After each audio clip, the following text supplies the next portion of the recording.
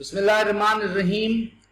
Assalamu alaikum students. My name is Mohammad Farhan Khan Abbasi and you are watching Executive Coaching Center's online sessions. Students, सबसे पहले तो जुमा मुबारक। आज हम lecture number 9 में theory पढ़ेंगे, द सिस्टम थ्योरी। इसको द सिस्टम अप्रोच भी कहा जाता है। स्टूडेंट्स, इससे पहले कि हम इन डेप्थ एनालिसिस करें और अपने लेक्चर का एक बाकायदा आगाज करें, please mark your attendance. I have already written on your screens. Students, system theory और वर्ल्ड सिस्टम थ्योरी में डिफरेंस है। WST वर्ल्ड सिस्टम थ्योरी हम इंशाल्लाह कल के लेक्चर में देखेंगे। आज हम देखेंगे सिस्टम थ्योरी।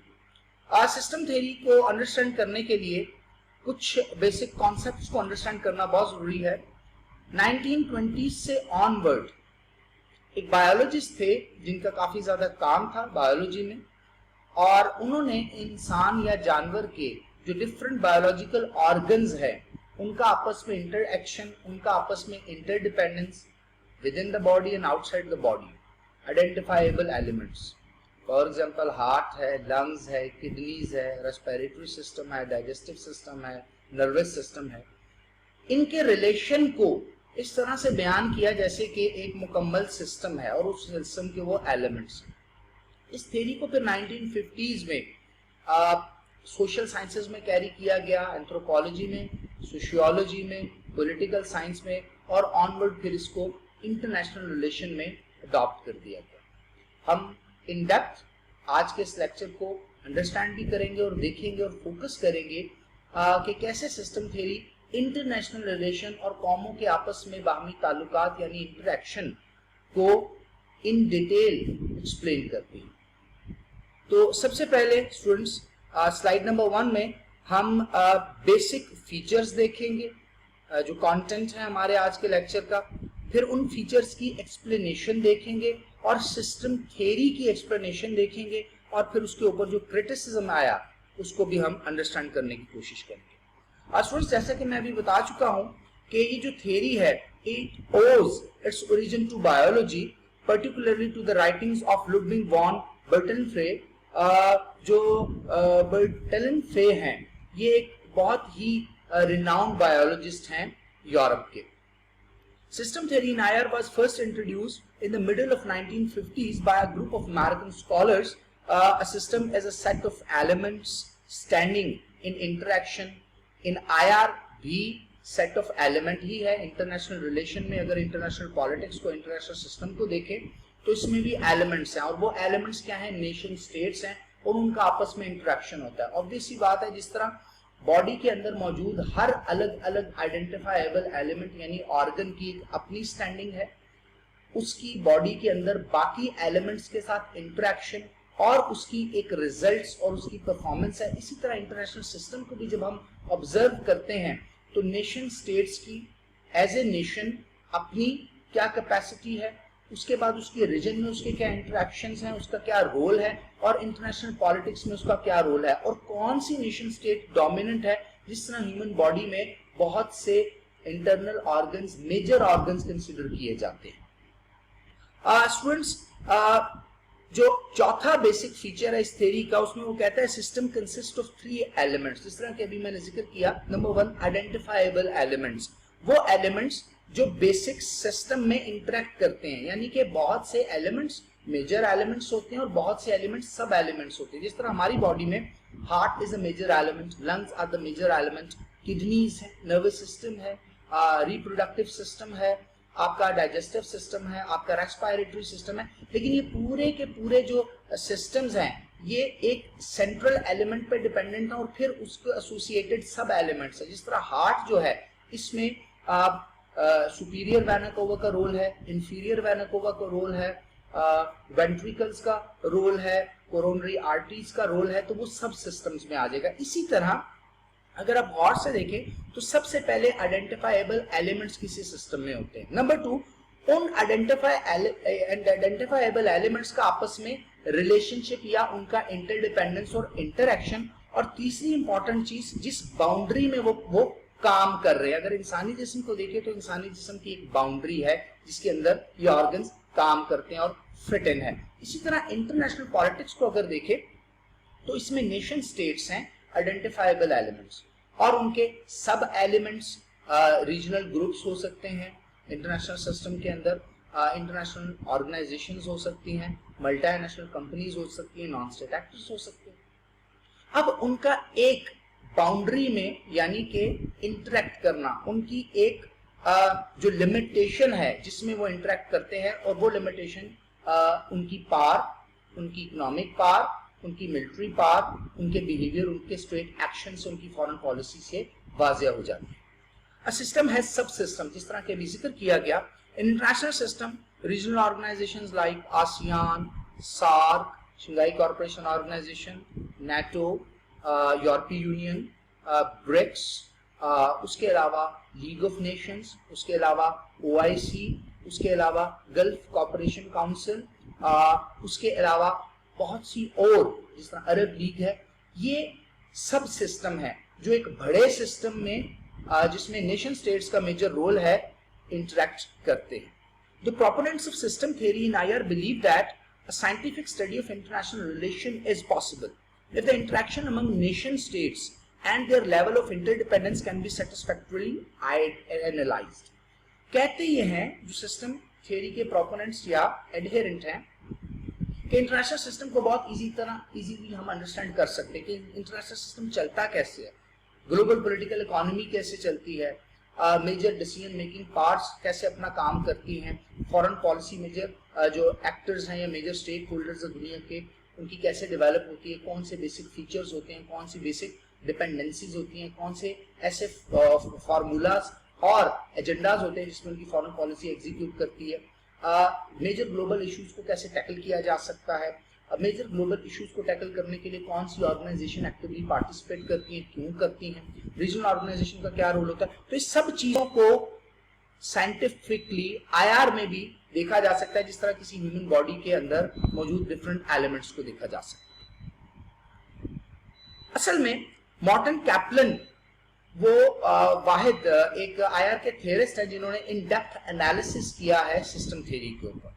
मॉर्टन कैप्लन का कहना है कि interaction and interdependence among states could only B analysed in terms of 6 models. इन्होंने 6 मॉडल दिए हैं और ये बड़े टेक्निकल वे से और सिस्टमैटिक वे से ये मॉडल हैं जिनको ये सरफेस कर रहे हैं, और ये हिस्टोरिकल वे में लेकर के आ रहे हैं कि किस तरह हिस्ट्री में किस किस्म के निज़ाम या सिस्टम इंटरनेशनल पॉलिटिक्स ने विटनेस किए, और उन जो सिस्टम्स हैं और उन मॉडल्स को अगर हम इन डेप्थ एनालिसिस करें तो हमें पता चलता है दुनिया में पॉलिटिक्स कैसे चल रही है और इंटरनेशनल रिलेशन कैसे चलता है और कौमें आपस में कैसे ताल्लुकात बनाती है। इन मॉडल्स में ये बताते हैं बैलेंस ऑफ पावर का system, loose bipolar system, tight bipolar system, universal actor system, hierarchical international system और unit veto system. Hierarchical international system को हम वर्ल्ड ऑर्डर के सेंस में भी देख सकते हैं। इंशाल्लाह लेटर ऑन इसी लेक्चर में हम इन डेप्थ एनालिसिस भी करेंगे।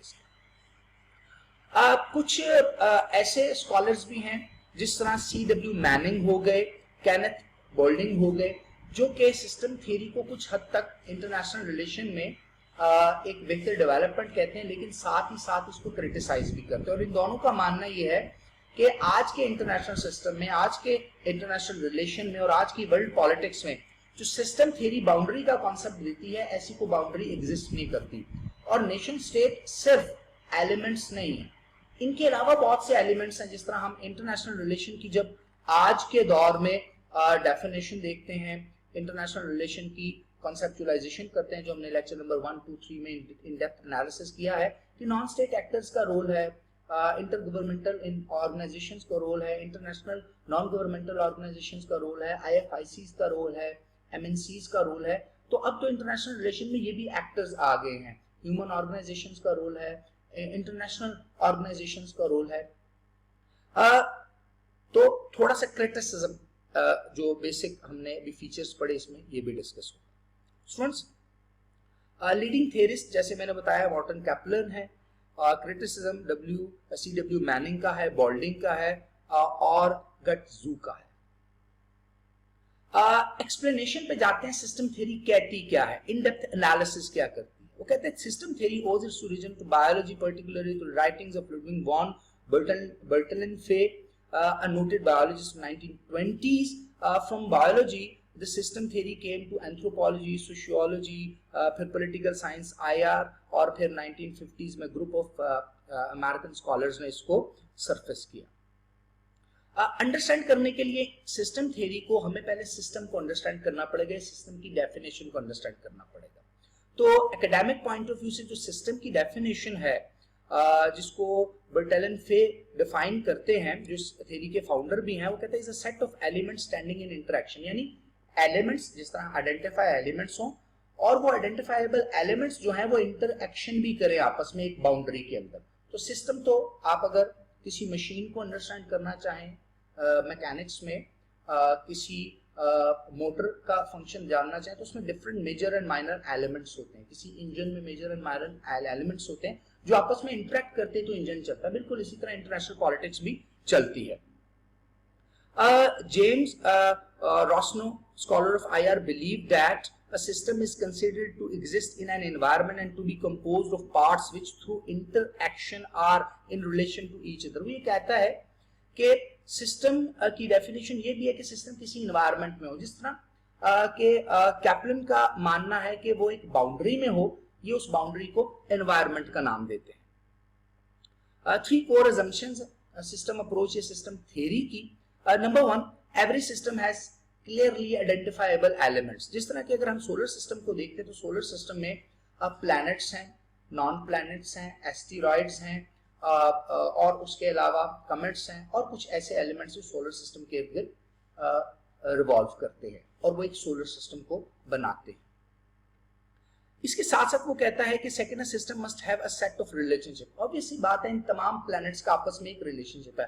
फॉर एग्जांपल इधर अगर हम एक फैमिली की एग्जांपल लें तो फैमिली में इंडिविजुअल मेंबर्स होते हैं और वो तमाम मेंबर्स एक दूसरे के साथ इंटरेक्ट करते हैं तो एक फैमिली बनती है। उसमें उनका एक स्पेसिफिक डेजिग्नेशन होता है, एक दूसरे पे दूसरा एक पे डिपेंडेंट भी होता है तो इंटरडिपेंडेंस भी होती है। इसी तरह पूरी दुनिया का भी निजाम है। तीसरी बात कैरेक्टरिस्टिक वो देते हैं the concept of boundary.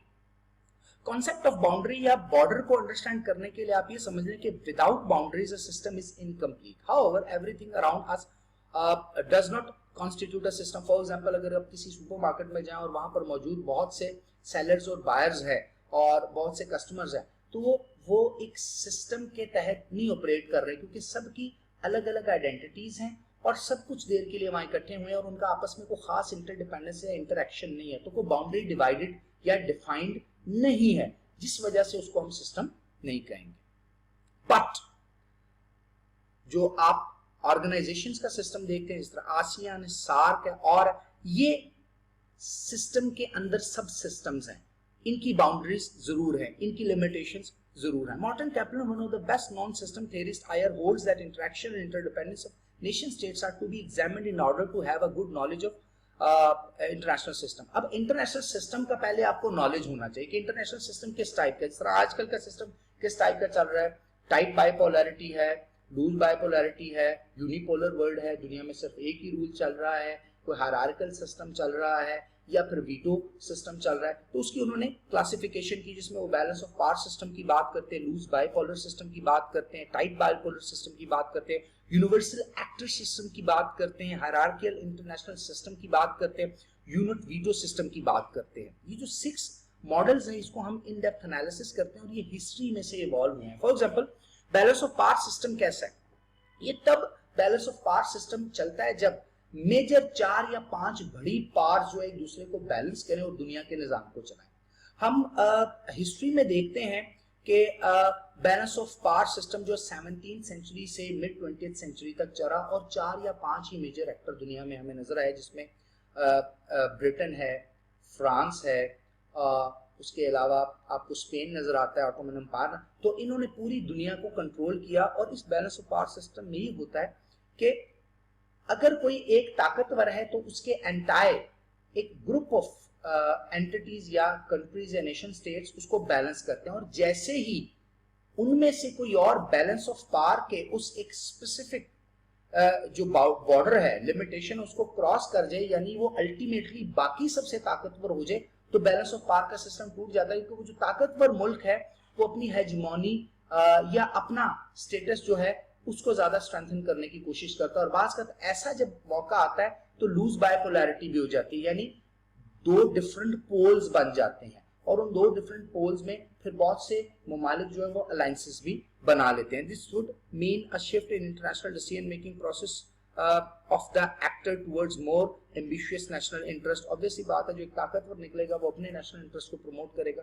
According to Kaplan, the balance of power system if destroyed may result in loose bipolar system where two states become dominant and control the world politics। अगर आप second world war के बाद देखें तो एक तरफ Soviet union और दूसरे यूनाइटेड स्टेट ऑफ अमेरिका हमें नजर आते हैं, जो बैलेंस ऑफ पावर सिस्टम में लूज के खत्म होने के बाद लूज बायपोलर सिस्टम में एंटर होते हैं।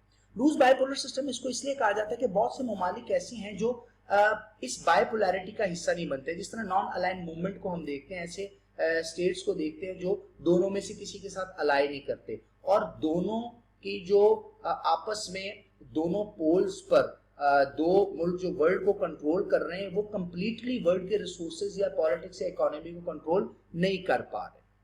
More over, unlike the balance of power system, there were no set of rules to be followed by the leading actors of this system. यानी जो ऑब्वियसली बात है बायपोलर या लूज बायपोलर वर्ल्ड है उसमें भी कोई खास रूल्स नहीं है। ये किसी हद तक चलता है जब ये बीच वाला जो नॉन अलाइन मूवमेंट, यानी जो दोनों तरफ से किसी के साथ अलाइन नहीं करते, जो अपनी आइडेंटिटी बनाते हैं कंट्रीज, यानी जो दो पोल्स के साथ जा करके किसी एक पोल के साथ जा करके किसी दूसरे पोल के एंटाई अपनी स्ट्रेंथ नहीं शो करते या अलायंस नहीं बनाते, तो लूज बायपोलर सिस्टम चलता रहता है। लेकिन जब ये जो सेंट्रल सिस्टम है यानी सेंट्रल ऑर्गेनाइजेशन है जो कि बायपोलर सिस्टम का हिस्सा है, नॉन अलाइनमेंट मूवमेंट जिस तरह थी कोल्ड वॉर के दौर में, जो कि किसी भी पोल का हिस्सा नहीं बनी, लेकिन जब इसमें से भी कंट्रीज निकल के दोनों पोल में डिवाइड हो जाते हैं तो बड़ी टाइट बायपोलर सिस्टम बन जाता है, पूरी दुनिया दो हिस्सों में डिवाइड हो जाती है। is different from the latter in several ways. Non-aligned states who made the previous system loose would not hang around the principal actors. The system would operate only around two main actors, leading to tightly controlled super blocks. But the stability of the system would remain only when the states of the two super blocks are hierarchically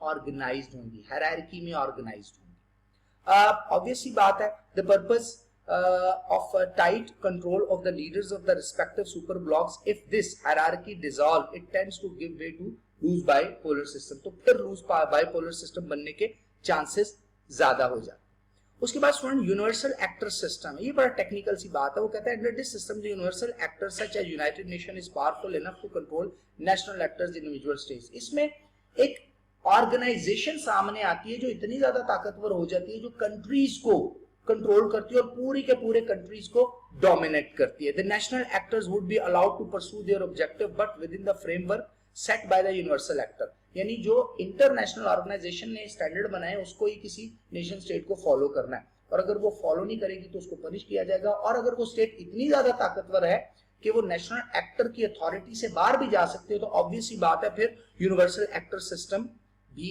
आपका खत्म हो जाता है।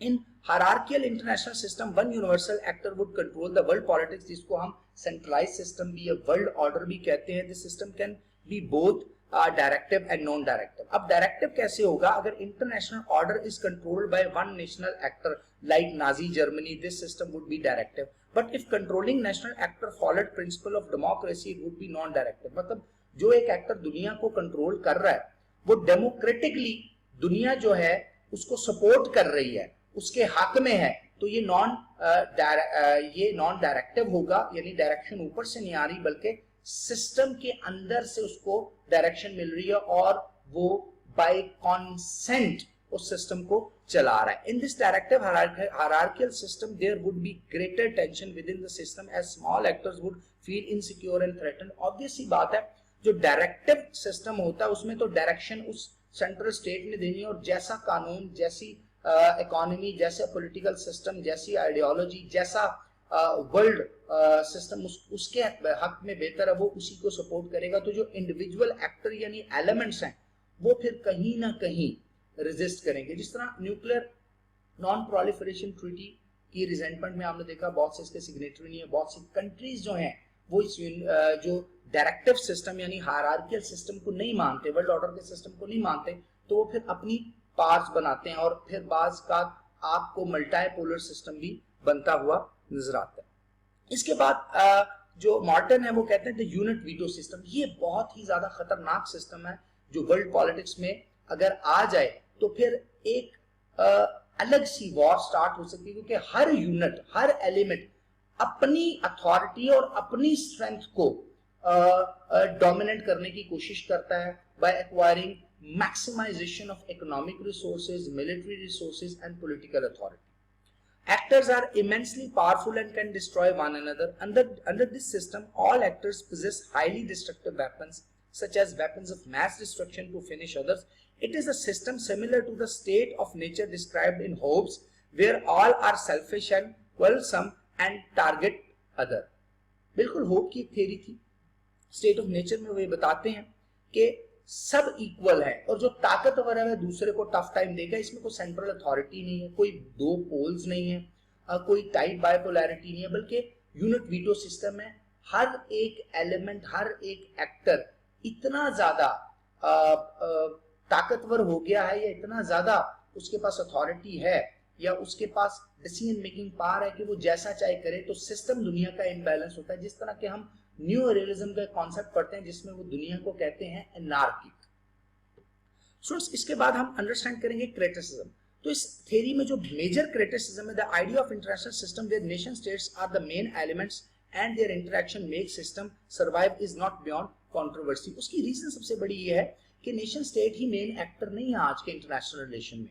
आज के international relation में MNCs का role है, जैसे कि हमने डिस्कस किया, आईएफआईसीज का रोल है, आईजीओज का रोल है, मेजर ह्यूमन राइट्स ऑर्गेनाइजेशंस का रोल है, रीजनल ऑर्गेनाइजेशंस का रोल है। Scholars like C.W. Manning support the idea of international system resting on non-state actors, whereas other like Kenneth Boulding and John Hertz feel that the nation state itself is facing many crises to remain major element in the system। जिस तरह कि मैंने बताया कि आज globalisation के दौर में नेशन स्टेट की सॉवरेनिटी या स्टेटस वो नहीं रहा जो पहले था। Manning believed that the concept of sovereignty, national interest, institutionalized diplomacy, international law make the nation states very strong. अब इन चीजों को नेशन स्टेट को स्ट्रॉन्ग बनाने as pillar of international system, but Boulding and Hertz think that the impact of atomic weapons, globalization, satellite communication has made them weak, and therefore the international system based on nation state may not be identified as the proper system। यानी जो nation state है, जिस तरह इस theory के आगाज में हमने तीन इसके मेन अजम्पशंस देखी कि आइडेंटिफाइबल एलिमेंट्स, इंटरेक्शन और इंटरडिपेंडेंस उन एलिमेंट्स की, और तीसरी उनकी boundary.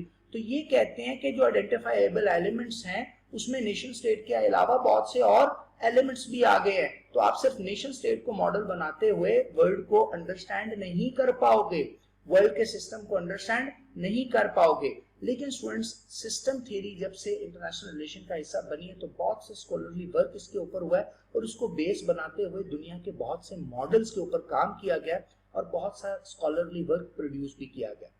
To sum up the system theory basically बताती है इंटरनेशनल रिलेशन में दुनिया चलती कैसी है, इंटरनेशनल सिस्टम चलता कैसे है, इंटरनेशनल सिस्टम के कौन से एस्पेक्ट्स हैं जो मेजर कंट्रीब्यूटर होते हैं, इंटरेक्शन किस किस लेवल पे किया जाता है, बाउंड्रीज इसकी क्या है। और फिर कैपलन का जो मॉडल है, 6 मॉडल है, उसमें वो हर दौर में इंटरनेशनल सिस्टम जो के तारीख में हमने विटनेस किया है उसको इन डिटेल एनालिसिस करने की बात करते हैं। और वो कहते हैं कि जब दुनिया के सिस्टम को अंडरस्टैंड करना है तो इन 6 मॉडल्स को हमें अंडरस्टैंड करना जरूरी है, क्योंकि इनमें से जो मॉडल बेहतरीन दुनिया के लिए साबित हुआ आज दिन तक और हमने विटनेस किया कि दुनिया पुरअमन रही है, उसी मॉडल को इंटरनेशनल सिस्टम में अप्लाई करना चाहिए। तब ही ये दुनिया बेहतर तरीके से एग्जीक्यूट की भी करेगी और चल भी सकेगी। और उस मॉडल में जो मेजर एलिमेंट्स हैं उनकी कंट्रीब्यूशन को एनालाइज इसी सिस्टम थ्योरी को अंडरस्टैंड करके किया जाता है। यानी आज के नेशन स्टेट के रोल, आज के नेशन स्टेट के इंटरनेशनल ऑर्गेनाइजेशंस के साथ रोल, आज के नेशन स्टेट के रीजनल ऑर्गेनाइजेशन के साथ रोल, आज की इंटरनेशनल पॉलिटिक्स, आज के मेजर पॉलिटिकल इश्यूज, आज के मेजर वर्ल्ड ग्लोबल इश्यूज, इन सब को अंडरस्टैंड करने के लिए सिस्टम थ्योरी के इन 6 मॉडल्स को अगर हम इन डेप्थ एनालिसिस करें तो हमें दुनिया में इंटरनेशनल रिलेशन के बहुत से जो एक्टिवली जो हमारे सामने विटनेसेस हो रही हैं, अकरेंस हो रही हैं बहुत सी चीज़ों की, उसको अंडरस्टैंड करना बहुत आसान है। होप स्टूडेंट्स आज का लेक्चर आपके लिए बेनिफिशियल होगा। इंशाल्लाह जो नेक्स्ट हमारा लेक्चर है वो वर्ल्ड सिस्टम थ्योरी का है। वर्ल्ड सिस्टम थ्योरी पढ़ाते हुए भी मैं सिस्टम थ्योरी की एक दफ़ा दोबारा थोड़ा सा टच दूंगा, इसको रिवाइज करूंगा ताकि आपको दोनों में फ़र्क पता चले, क्योंकि वर्ल्ड सिस्टम थ्योरी में भी सिस्टम 3 हिस्सों में डिवाइडेड है, कोर है, सेमी पेरिफेरी है और पेरिफेरी है। और उसमें दिखाते हैं कि कोर के ममालिक की क्या अथॉरिटी है और किस तरह वो रिसोर्सेज को यूटिलाइज करते हैं। सेमी पेरिफेरी की कंट्रीज की क्या अथॉरिटी है, उनके पास कौन सी रिसोर्सेज है, और जो पेरिफेरी में थर्ड लेवल पे कंट्रीज हैं उनकी लिमिटेशन या रिसोर्सेज क्या है, और किस तरह ये तीनों लेवल जो हैं ये एक दूसरे पे इंटरडिपेंडेंस है, और इस इंटरडिपेंडेंस और इंटरएक्शन से कौन सा इंटरनेशनल सिस्टम हमारे सामने आता है, और इस इंटरनेशनल सिस्टम में इकोनॉमी का क्या मॉडल है, पॉलिटिक्स का क्या मॉडल है, मेजर ग्लोबल इश्यूज का क्या मॉडल है। Thank you very much students, अल्लाह हाफिज़।